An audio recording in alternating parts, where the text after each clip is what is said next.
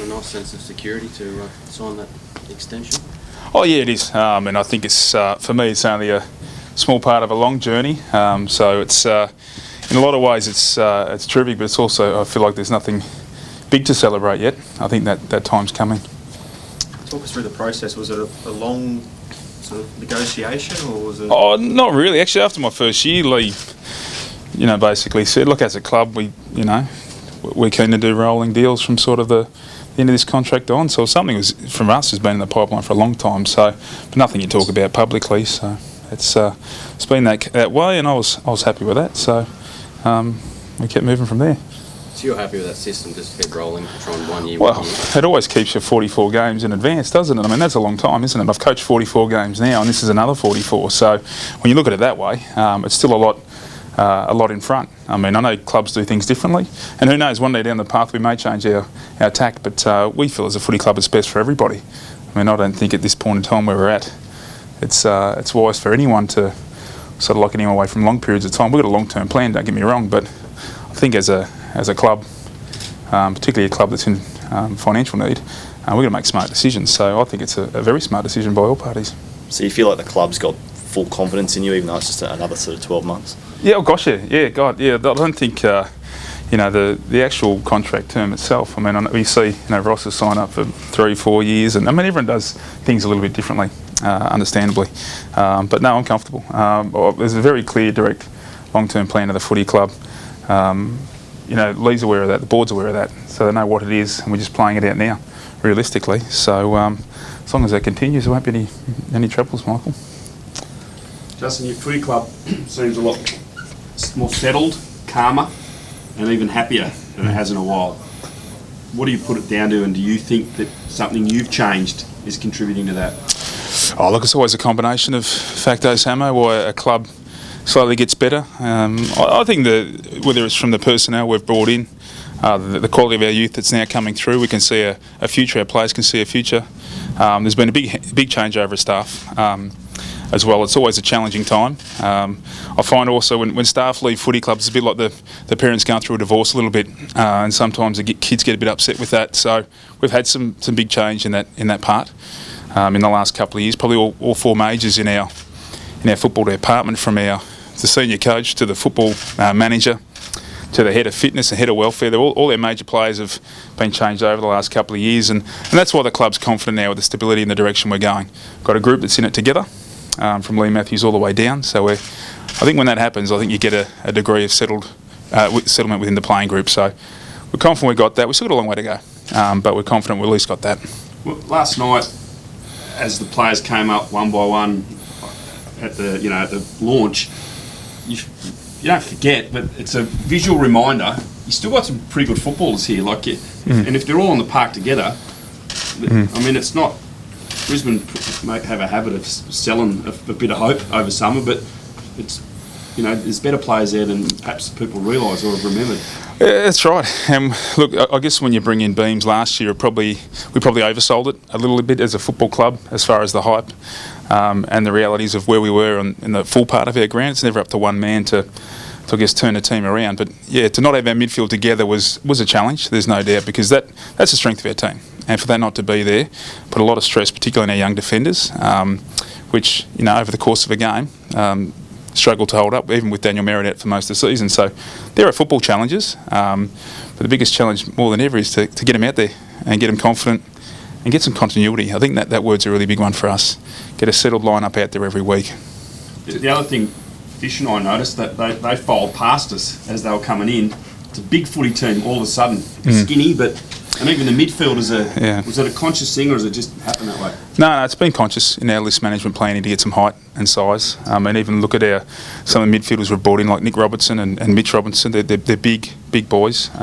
We felt we had the ground level speed within the team, but it was time to get some size into the group, and you hit it on the head. We're young, tall but skinny, and over the years we'll be tall but big, and I think that's when teams get their greatness. So we know that's coming. Those times when those boys do put on the weight, that's when the greatness will come. But the talent's here, and that's the beauty. And our fans get to see and watch these Shackies and Freemans come through in their careers from day one. So that's the exciting part for us. Talking about continuity in midfield, how much of a setback was it to not be able to play on the weekend with the midfield you were planning to roll out? Yeah, if you speak to even some of our new boys like Basti and Bally, they were really disappointed not to get that game. We talked about continuity, and to sort of take one away was disappointing. Look, we would have got some good defence out of it. I don't know how much offence and GPS and other things we would have got out of the game, but you do miss a hit out, which is disappointing. We just train them a little bit harder this week and prepare for the Giants. That's all we can do. The minute you start playing catch up with these things, you tend to put yourself behind or injure players and things like that. So we're conscious not to overdo it as well. So you only really get one full hit out with the team. That's you right. want to roll out. Yeah. Is there any sort of concern that you're going to be a bit underdone? Well, Michael, this time last year I thought we were flying when we hadn't lost a game in the pre-season. So who knows? There's no secret formula, and very rarely the pre-season equates to what happens in season. So, yeah, I'm sorry. Last year probably killed all my faith in preparation for a season. Who knows? Maybe it's a good thing that the players get a bit of extra time off. We don't know. The physical blokes will tell you that they need the loads, they need the game time, and the players and the welfare guys will say it's great that they get a mental break. So, who's the winner? It's probably somewhere in between. But all we know is, as long as we're focused and prepared for round one, that's the most important thing. Justin, you mentioned the rolling contracts. Have you got sort of anything in mind at all, sort of what you need to do this year to make the next one as an easier decision for them? A lot of the long-term planning is definitely as much about personnel, and then the football stuff tends to come in. I mean, when you're making 34 changes in 2 years, it's hard to plan for the personnel, but all we know, and as I said last night, when I got here we didn't have a replacement for Brownie. Now we have 3. So it was about, for this club the last couple of seasons, is getting the personnel on board that can take us forward, and we feel we've got that. They're a bit young, a bit inexperienced. Through the midfield we're fine, but at the ends of the ground, but we have to nurture that. We have to keep encouraging them and developing them, and that's the most important thing, and keep focused through the ups and downs of the season. That's a challenge, and one we've probably failed a little bit. I have high expectations as well from week to week, but it's making sure that those expectations remain high, but also remain calm through it. I know there's going to be bumps in the road, and we need to ride those out as a group together. I think that the pressure, it looks like it's off you now, but the building blocks are done now. Like there was reasons for a lot of things that went wrong: lack of personnel, the wrong people, and lack of talent. But it's all there now. So could you see that perhaps there's more pressure on you now? Like you've been given finally the side that you need and the people around you. There's always pressure, Hamo, no matter what happens. I mean, someone commented the other day about our difficult start, and how that's going to be difficult for you. And then spoke to some teams who got a softer start, and they said, geez, but if we don't win them, we're going to be under pressure. So the pressure's always there, and that's just the game, unfortunately. We're playing at the highest level, whether you're a coach or a player, and you've got to rise above it. So that's the most important thing we can do. No one ever shies away from the pressure of the game. There's pressure on grand final day.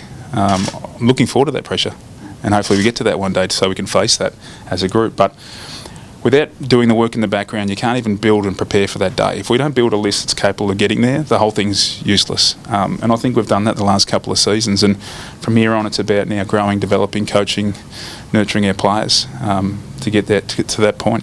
Well, I think that was my question. You inherited a bit of a mess, and it's been cleaned up. So there's no excuses, I guess, now. Well, there's no excuses as far as personnel goes.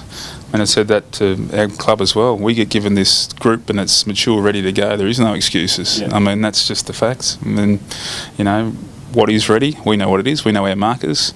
Some of the footy world know when teams are ready from all the markers that they use. Others use a basic win-loss formula, but we have ours, and we know when that time's going to be and when it's going to come. But the beauty is we're only going to go up from here. Yeah. How close is it? What are you aiming for, Hamo? An answer. I'm aiming for an answer. In what respect? Our markers. These guys are going to. That's right. Well, how long do you think they take? I reckon you got 2 more years, and then it's crunch time. There you go. Do you agree? You've hit the nail on the head. I mean, I think your players need to mature. You need to get a group through. AFL average is 100 games playing finals. We sit at about 70 right now. So they're basic markers, they're basic indicators. But and why? Because a whole bunch of reasons and factors that fall in below that. But without the talent, there's no point persisting with those players to go forward. But we've got the talent we can persist with, and the coaches and the club and the game planning we can persist with to go forward now, and I'm really confident on that. And what do fans want to see? They want to see improve every year. They want to see us go more than 4 wins this year, and then whatever we get this year, 6, 7, 8, 10, more next year and more the year after. People want to see improvement. I mean, at the end of the day, we've won as many games as St Kilda and Melbourne the last couple of seasons, but we went from 7 to 4 wins, not the other way around. So people like seeing the gradual climb forward. We've had a climb back. So from this point on, yeah, definitely as a club, we want to get that climb going back the other way. Because no one likes losing from one season to the next.